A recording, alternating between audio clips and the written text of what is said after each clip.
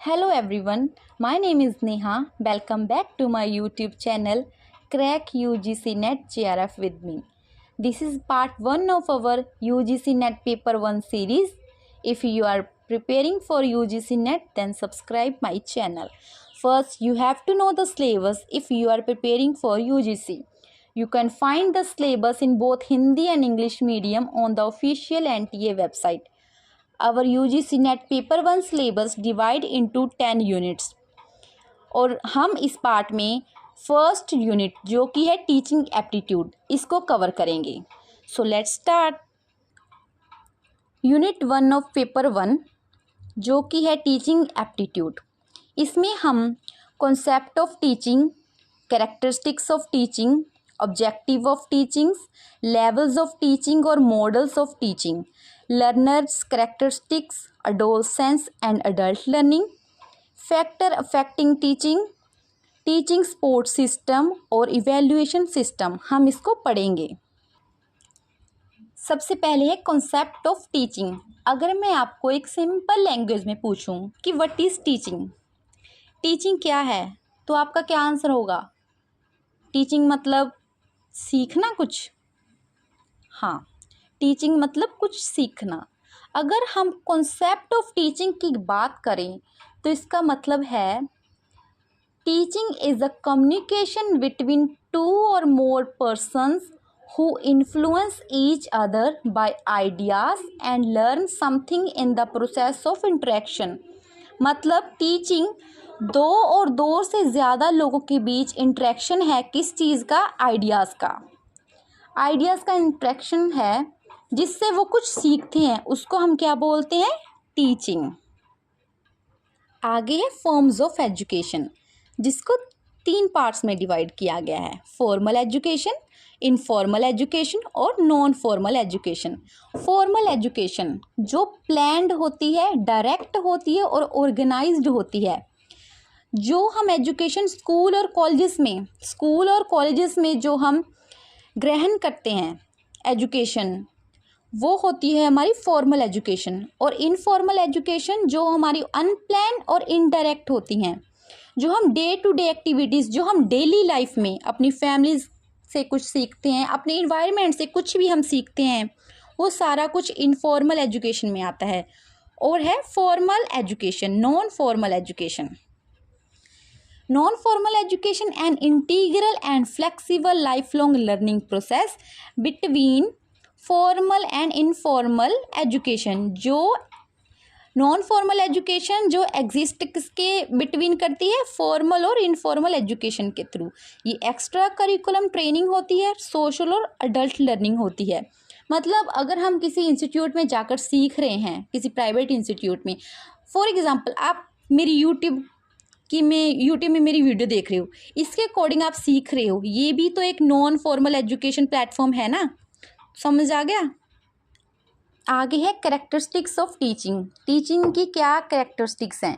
Teaching is a profession. हाँ, teaching एक profession है. Teaching is a continuous process. Teaching is triadic in nature. मतलब इसमें 3 चीज़ें होती हैं. 3 चीज़ें कौन सी? स्टूडेंट, टीचर और इन्वायरमेंट. और इसमें एक 4th चीज़ और ऐड हो जाती है. वो क्या है? करिकुलम. क्या ऐड हो जाता है? Curriculum. It is closely related to education, learning, instruction and training. It includes a lengthy period of study and training. It is art as well as science. Dynamic in nature. Teaching क्या है? Dynamic in nature है. इसका क्या मतलब है? इसका मतलब है it takes place in a dynamic environment where the teaching learning process is changed according to the needs of the learners. मतलब कि जो टीचर है वो स्टूडेंट की नीड के अकॉर्डिंग अपने जो टीचिंग के मेथड्स हैं और अपना करिकुलम है उसकी नीड्स के अकॉर्डिंग चेंज कर रहा है. इसलिए ये डायनामिक इन नेचर है. और ये स्पेशलाइज्ड टास्क. हाँ, टीचिंग में स्पेशलाइज्ड टास्क होते हैं. हमारे सिलेबस होता है, हम उस सिलेबस को पढ़ते हैं, फिर एग्ज़ाम्स होते हैं हमारे, फिर हमारी रैंकिंग होती है. इसलिए ये एक स्पेशलाइज्ड टास्क है, इंटरेक्टिव प्रोसेस है। ठीक है, नेक्स्ट है requirements of teaching. Requirements of teaching क्या है, टीचिंग की क्या रिक्वायरमेंट्स हैं। इसमें 3 वेरिएबल्स होते हैं, डिपेंडेंट वेरिएबल, इंडिपेंडेंट वेरिएबल और intervening variable. Student is dependent variable. The student is a dependent variable, he is subject to change and development through the efforts of the teacher and teaching process। मतलब कि teacher के efforts के according जो एक student का behaviour और उसका काम, ठीक है, सारा कुछ किसके अकॉर्डिंग चेंज होता है, उसके टीचर के अकॉर्डिंग। एक स्टूडेंट किसके ऊपर डिपेंड होता है, अपने टीचर के ऊपर डिपेंड होता है। और टीचर क्या होता है, इंडिपेंडेंट वेरिएबल होता है। Teacher is an independent variable, he is responsible for the functioning of student. जो टीचर है वो रिस्पॉन्सिबल होता है किस चीज़ के लिए, स्टूडेंट्स के फंक्शन के लिए, कि वो कैसे प्रोग्रेस कर रहे हैं, क्या पढ़ रहे हैं, किस चीज़ के अकॉर्डिंग उनका बिहेवियरल चेंज हो रहा है। ये सारा किसके ऊपर डिपेंड होता है, टीचर के ऊपर डिपेंड। और third one is intervening variable. Intervening variable क्या होता है, there is a need for desirable interaction between the dependent and independent variable to achieve the goals of teaching. मतलब कि डिपेंडेंट और इंडिपेंडेंट वेरिएबल के बीच इंटरेक्शन और एक उनके गोल्स को अचीव करने के लिए जो वेरिएबल्स होता है उसको हम इंटरवीनिंग वेरिएबल्स बोलते हैं, जैसे कि environment. Next is models of teaching. This is most important topic. Models of teaching: pedagogy, andragogy और heterogogy. Pedagogy: it is a teaching approach primarily focused on the needs of characteristics of young learners. Young learners मतलब children's, मतलब ये children's, pedagogy मतलब children's। ये एक teacher centred approach है, मतलब जो छोटे बच्चे होंगे वो खुद से थोड़ी ना पढ़ सकते हैं, वो किसके ऊपर डिपेंड होंगे, अपने टीचर के अकॉर्डिंग। जैसा उनको टीचर बोलेगा वो वैसा ही करेंगे, इसलिए ये टीचर सेंटर्ड अप्रोच है। Teacher plays a central role as the primary source of knowledge and authority. जैसा टीचर बोलेगा चिल्ड्रन वैसा ही करेंगे, ठीक है। पेडागोजी मतलब टीचर सेंटर्ड अप्रोच, और चाइल्ड जो होते हैं वो टीचर के अकॉर्डिंग फंक्शन करेंगे। नेक्स्ट इज एंड्रागोजी, इसको हम बोलते हैं अडल्ट लर्निंग अप्रोच। ये स्टूडेंट सेंटर्ड अप्रोच होती है। इसमें बच्चा जो होता है वो अडल्ट हो जाता है, अपने फैसले खुद ले सकता है। टीचर का रोल सिर्फ फैसिलिटेटर का होता है, टीचर सिर्फ गाइड करता है, बाकी सारा काम जो है बच्चा स्टूडेंट खुद करता है, इसलिए ये अडल्ट लर्निंग है। मतलब जो लर्नर है, जो स्टूडेंट है, वो अपने अकॉर्डिंग काम करता है। Next is heutagogy approach. It is also a theory of teaching and learning, but it emphasizes self determined learning. Heutagogy refers to a learner centered approach to education in which learners are actively involved in their own learning, taking responsibility for their learning goals, strategies and outcomes। है ये भी learner centred approach है, ये भी learner centred approach है, ये भी learner centred approach. पर फ़र्क क्या है, इसमें जो एक टीचर का रोल फैसिलिटेटर का होता है, बच्चा गाइडेंस ले सकता है टीचर से, पर यहाँ वो सेल्फ डिटरमाइंड हो जाता है, वो खुद रिस्पॉन्सिबिलिटी ले लेता है अपने गोल्स को अचीव करने के लिए, अपनी स्ट्रेटजीज बनाने के लिए और आउटकम के लिए वो खुद रिस्पॉन्सिबिलिटी ले लेता है। सो समझ आ गया आपको तीनों मॉडल्स ऑफ टीचिंग। नेक्स्ट है ऑब्जेक्टिव्स ऑफ टीचिंग। टीचिंग के क्या ऑब्जेक्टिव्स होते हैं, acquisition of knowledge, to bring desirable change in students behaviour और attitude, to shape behavior and conduct, to improve the learning skills of students, formulation of beliefs, to become a social and efficient member of society। Teaching का क्या मतलब है, student के behaviour में change करना, student के attitude में change करना, उसको नॉलेज प्रोवाइड करवाना, उसको लर्निंग स्किल्स प्रोवाइड करवाना, वो एफिशिएंट हो सके, एक अच्छा सोसाइटी का मेंबर बन सके और लाइफ में कुछ अचीव कर सके। ये सारी जो ऑब्जेक्टिव्स ऑफ टीचिंग है। Next is most important topic, levels of teaching. Levels of teaching 3 parts में डिवाइड हैं, मेमोरी लेवल, अंडरस्टैंडिंग लेवल और रिफ्लेक्टिव लेवल। मेमोरी लेवल जो है वो हर्बर्ट ने दे रखा है, अंडरस्टैंडिंग लेवल मॉरिसन ने दे रखा है और रिफ्लेक्टिव लेवल हंट ने दे रखा है। What is memory level? Memory level it is a thoughtless level, मतलब ये थॉटलेस लेवल है, इसमें हम कुछ सोच नहीं सकते। Emphasis is laid on the presentation of facts and information and its cramming. Teacher centric approach है, induce the habit of rote learning. हम रट्टाफिकेशन करते हैं, हम क्रैमिंग करते हैं किसी चीज़ को याद रखने के लिए, क्योंकि हम सोच ही नहीं सकते, कुछ थॉटलेस लेवल है। जैसे छोटे बच्चे का जो लेवल होता है, एग्जाम्पल इसकी पेडागोजी लगा लो, पेडागोजी मॉडल जो है, जो एक छोटा बच्चा किसके अकॉर्डिंग काम करता है, एक टीचर के अकॉर्डिंग काम करता है ना, उसका खुद का सोचने का इतनी उसकी क्षमता ही नहीं होती सोचने की कि खुद वो सोच सके कि क्या चीज़ सही है क्या चीज़ गलत है। ठीक है, तो इसलिए ये टीचर सेंट्रिक अप्रोच है। तो क्वेश्चन आएगा कि मेमोरी लेवल है वो थॉटलेस लेवल है या थॉटफुल लेवल है, तो इसका क्या आंसर है? Memory level is a thoughtless level. Next is understanding level. Understanding something means perceiving the meaning, grasping the idea and comprehending the meaning. Concepts, relationship, examples.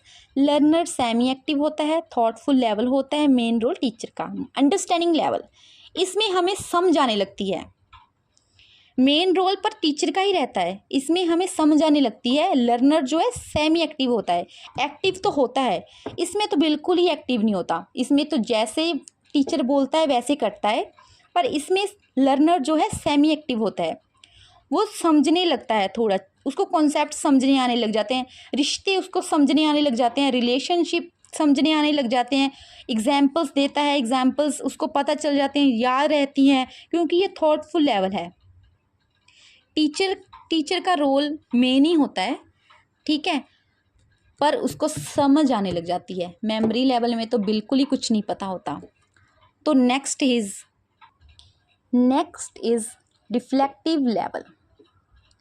At this level of teaching students use their thinking capabilities.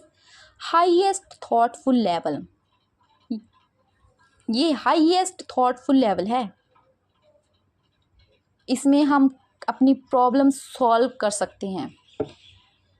Teacher जो होता है, teacher का जो role है सिर्फ facilitator का होता है, टीचर का रोल बिल्कुल पैसिव हो जाता है, स्टूडेंट का एक्टिव हो जाता है। ये स्टूडेंट सेंट्रिक अप्रोच है, ये लर्नर सेंट्रिक अप्रोच है। जैसे हेतुआगोजी था ना, सेम वही चीज़ है ये, वो खुद रिस्पॉन्सिबिलिटी ले लेता है हर चीज़ की, टीचर को कुछ नहीं पूछता, वो टीचर सिर्फ फैसिलिटेटर का रोल करता है, क्योंकि ये हाईएस्ट थॉटफुल लेवल है टीचिंग का। तो टीचिंग के कितने लेवल्स हैं? मेमोरी लेवल, अंडरस्टैंडिंग लेवल और reflective level. Memory level is a thoughtless level है, अंडरस्टैंडिंग लेवल थॉटफुल लेवल है और reflective level highest thoughtful level है टीचिंग का। Next is Bloom's classification of teaching and instructional objective. Bloom's ने cognitive domain में अपनी blooms taxonomy दे रखी है और क्लासिफिकेशन दे रखी है, जिसमें उसने टीचिंग एंड इंस्ट्रक्शन ऑब्जेक्टिव्स को मतलब 3 पार्ट्स में डिवाइड किया है। एक कॉग्निटिव डोमेन, दूसरा affective domain and third one is psychomotor domain. So cognitive domain related to intellectual development focusing on thinking and knowledge acquisition। Question आएगा कि थिंकिंग पर कौन सा जो है डोमेन काम करता है। थिंकिंग रिलेटेड कौन सा डोमेन है, तो इसका आंसर है कोग्निटिव डोमेन, जिसके 6 लेवल्स हैं: knowledge, comprehension, application, analysis, synthesis और इवैल्यूएशन। इनमें से भी क्वेश्चन आता है कि लेवल्स को लास्ट सबसे जो 6 लेवल है वो कौन सा है, या फर्स्ट लेवल कौन सा है, या इसको क्रोनोलॉजी में लिखो। सो ब्लूम्स टेक्सोनोमी ये मोस्ट इम्पॉर्टेंट है। नेक्स्ट है affective domain, address human qualities such as love, sympathy, tolerance and cooperating, deals with feelings, emotions, attitudes and preference. 5 level हैं इसके: receiving, responding, valuing, organizing and characterization. Affective domain deals करता है feelings और emotions से। Psychomotor domain next, concern with the acquisition of technical skills और physical dexterity. इसके 5 levels हैं: imitation, manipulation, परसेशन, articulation और नेचुरलाइजेशन। सो ब्लूम्स क्लासिफिकेशन के 3 लेवल्स हैं: कोग्निटिव डोमेन, अफेक्टिव डोमेन और साइकोमोटर डोमेन। जो कोग्निटिव डोमेन है वो डील्स करता है अपनी थिंकिंग और थिंकिंग स्किल से। जो अफेक्टिव डोमेन है वो डील्स करता है अपने फीलिंग्स और इमोशंस से। जो साइकोमोटर डोमेन है वो डील्स करता है फिजिकल एक्टिविटीज से। This is Bloom's taxonomy. इसके स्टेप्स हैं: create, evaluate, analyse, apply, understand and remember. This is most important और बहुत बार एग्जाम में पूछ चुके हैं कि ब्लूम्स टेक्सोनोमी का जो फर्स्ट स्टेप क्या है, लास्ट स्टेप क्या है और कितने स्टेप्स हैं। ये न्यू वाला है और ये ओल्ड वाला है, इसको ध्यान से देख लेना आप। टीचिंग एप्टीट्यूड में मैं आपको जो बहुत ही इम्पोर्टेंट टॉपिक्स हैं, मैं सिर्फ आपको वही करवा रही हूँ जो एग्ज़ाम में आते हैं। एग्ज़ाम के पर्सपेक्टिव के अकॉर्डिंग ही मैं आपको टॉपिक्स करवा रही हूँ। टीचिंग एप्टीट्यूड में models of teaching, Bloom's taxonomy, Bloom's classification, levels of teaching, ये सारे बहुत इंपॉर्टेंट टॉपिक्स हैं। Next topic is maxims of teaching. Simple to complex, मतलब पहले हम बच्चे को सिंपल चीज़ सिखाएं, उसके बाद कॉम्प्लेक्स की तरफ जाएं। This is a right way to teach a student. This is a right method कि हम पहले सिंपल चीज़ सिखाएं, उसके बाद कॉम्प्लेक्स चीज़। अगर हम पहले ही कॉम्प्लेक्स चीज़ सिखाएंगे बच्चे को, बच्चा तो पहले ही डर जाएगा, उसको समझ में ही नहीं आएगी चीज़। नोन टू अननोन, पहले हम बच्चे की प्रायर नॉलेज चेक करेंगे कि उसको क्या इस चीज़ के बारे में नॉलेज है, और हम उस चीज़ के बारे में पहले इसको बताएंगे कि जिस चीज़ के बारे में उसको थोड़ा बहुत पता होगा। और अगर बच्चा उस चीज़ से फैमिलियर होगा तो उसको सीखने में मज़ा आएगा, उसके अंदर कॉन्फिडेंस पैदा होगा। Seen to unseen, concrete to abstract, particular to general, whole to part, analysis to synthesis, indefinite to definite, alignment with nature, promotion of self study, effective teaching behaviour. Seen to unseen मतलब जो उसने चीज़ें पहले देख रखी हैं, पहले वो चीज़ें करवाओ। जिस चीज़ के बारे में बच्चा पहले से जानता है, जिस चीज़ के बारे में उसको पता है, उसकी नॉलेज चेक करो पहले आप कि वो किस लेवल पर है। उसके बाद उसको अपनी तरफ से सिखाओ, उसके बाद उसका बिहेवियरल चेंज करो। अलाइनमेंट विद नेचर होना चाहिए बच्चे का, ताकि वो अच्छे से सीख सके। प्रमोशन ऑफ सेल्फ स्टडी के लिए उसको प्रमोट करना चाहिए ताकि बच्चे के अंदर एक कॉन्फिडेंस आ सके। इफ़ेक्टिव टीचिंग बिहेवियर, एक टीचर का बिहेवियर बच्चे पे बहुत ज़्यादा असर करता है। एक बच्चा कैसे सीखेगा, टीचर का बिहेवियर बहुत मोस्ट इम्पोर्टेंट है। अगर उस टीचर को ही उस चीज़ के बारे में नॉलेज नहीं होगी तो बच्चे को क्या सिखाएगा। इसलिए टीचर का जो रोल है वो एक्टिव होना चाहिए बच्चे की टीचिंग में। Next most important topic is Jean पियाजे theory of cognitive development. Jean पियाजे, a Swiss psychologist, proposed a stage theory of cognitive development, suggesting that children progress through distinct stages of intellectual growth as they interact with their environment and construct knowledge about the world। जो gene पियाजे था उसने 4 stages में जो बच्चे का cognitive development है, बच्चे का विकास कैसे होता है, वो बताया। सबसे पहली स्टेज है सेंसरी मोटर स्टेज। ये बर्थ से लेकर 2 साल तक के बच्चे की स्टेज है। ड्यूरिंग दिस स्टेज इन्फेंट्स, 0 से 2 साल का जो बच्चा है उसको हम इन्फेंट्स बोलते हैं, ठीक है। During this stage infants learn about the world through sensory experience and motor actions. Motor actions कौन से होते हैं? जो फिजिकल एक्शंस होते हैं, जैसे वो टचिंग, लुकिंग, लिसनिंग, मतलब टच करके, देख के, सुन के वो चीज़ें, मतलब अपने सेंसेस के थ्रू एक्सपीरियंस करता है, अपने मोटर एक्शंस के through. They develop object permanence. This is PS TET question that कि जो ऑब्जेक्ट परमानेंस है वो पियाजेट की कौन सी स्टेज में डेवलप होता है? So the answer is sensory motor stage. Object permanence क्या होता है? The understanding that objectives continues to exist even when out of the sight. मतलब उसको लगता है कि वो चीज़ें हैं जो असल में वो चीज़ें नहीं है। जैसे कि उसको लगता है कि खिलौने में जान है, पर खिलौने में जान नहीं होती, बट वो बच्चा है, उसको लगता है, ऑब्जेक्टिव परमानेंस है उसके अंदर, ठीक है। सो सेंसरी मोटर स्टेज में बर्थ से लेकर 2 साल तक का बच्चा होता है। वो अपनी सेंसेस के थ्रू एक्सपीरियंस करता है, सेंसेस के थ्रू सीखता है, सेंसेस के कैसे? टच करके, देख के, सुन के, और इसमें ऑब्जेक्टिव परमानेंस डेवलप होता है उसका। Second stage is pre operational stage. ये 2 से 7 साल तक के बच्चे की होती है। In this stage child develop symbolic representation and language skills but cannot perform mental operations or understand conservations. They engaged in egocentric thinking and magical reasoning, interpreting the world from their perspective. Pre operational stage में 2 से 7 साल तक का बच्चा होता है। इसमें उसकी ईगोसेंट्रिक थिंकिंग डेवलप होती है। देखा ना, जो छोटे बच्चे होते हैं वो बहुत ज़िद्दी होते हैं, उनकी वो ईगोसेंट्रिक थिंकिंग डेवलप होती है इसमें प्री ऑपरेशनल स्टेज में। Children begin to use language and symbolic thought but lack logical reasoning. उनको सिम्बल्स वगैरह याद होते हैं, पर उनमें जो लॉजिकल रीजनिंग होती है वो डेवलप नहीं होती अच्छी तरह से। वो एक मैजिकल दुनिया में होते हैं, अपने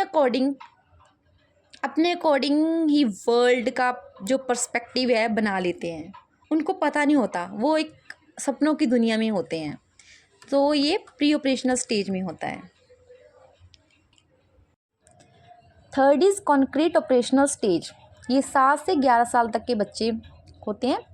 during this stage children acquire the ability to think logically and perform mental operations on certain objects. They begin to understand conservation, classification and seriation, arranging objects in a logical sequence। मतलब एक logical sequence में objects को लगा सकते हैं, series उनको पता चल जाती है, उनकी जो मेंटल ऑपरेशंस है वो थोड़े बहुत मतलब परफॉर्म कर सकते हैं वो। और नेक्स्ट स्टेज है फॉर्मल ऑपरेशनल स्टेज। इसमें 11 साल और उससे बाद वाले बच्चे सारे आते हैं। In the final stage, adolescents and adults develop abstract thinking skills and the capacity for hypothetically deductive reasoning. They can solve problems systematically, think about possibilities, and engage in critical thinking and scientific reasoning. So, ये formal operational stage है, last stage है, ये final stage है। इसमें 11 साल से बाद वाले बच्चे होते हैं जो कि हाइपोथेटिकली डिडक्टिव रीजनिंग कर सकते हैं, सिस्टेमेटिकली सोच सकते हैं, पॉसिबिलिटीज़ क्या है, क्रिटिकल थिंकिंग, साइंटिफिक रीजनिंग, सारा कुछ कर सकते हैं इस स्टेज में। This is the last stage of Piaget's theory of cognitive development. तो पियाजेस कॉग्निटिव थ्योरी डेवलप की 4 स्टेजेस हैं। पहली सेंसरी मोटर स्टेज, दूसरी प्री ऑपरेशनल स्टेज, तीसरी concrete operational stage and fourth one is formal operational stage. Sensory motor stage में birth से लेकर 2 साल तक का बच्चा, प्री ऑपरेशनल स्टेज में 2 से 7 साल तक का बच्चा, कॉन्क्रीट ऑपरेशनल स्टेज में 7 से 11 साल तक का बच्चा और फोर्थ फॉर्मल ऑपरेशनल स्टेज में 11 साल और उससे ओल्डर। तो आज हमने यूजीसी नेट पेपर 1 के यूनिट टीचिंग एप्टीट्यूड में से concepts of teaching,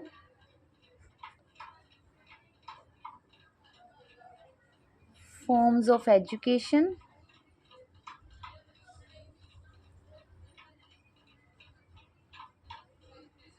characteristics of teaching,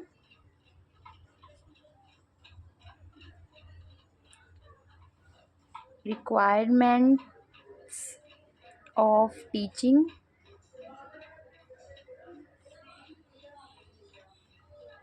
models of teaching, objectives of teaching, levels of teaching, Bloom's classification,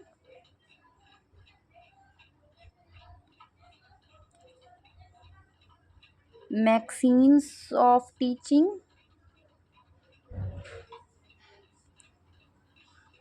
Jean Piaget's theory of cognitive development। सो आज हमने बहुत इम्पॉर्टेंट टॉपिक्स कवर कर लिए हैं। अगर आपको वीडियो अच्छी लगी हो तो प्लीज़ चैनल को सब्सक्राइब कीजिए और वीडियो को लाइक कीजिए और ज़्यादा से ज़्यादा शेयर कीजिए। मैं आपको यूजीसी नेट पेपर 1 और पेपर 2 पॉलिटिकल साइंस की प्रेपरेशन बिल्कुल फ्री ऑफ कॉस्ट अपने चैनल पे प्रोवाइड करवाऊंगी। अगर वीडियो पसंद आई तो प्लीज़ लाइक कीजिए और शेयर कीजिए। Thank you so much for watching.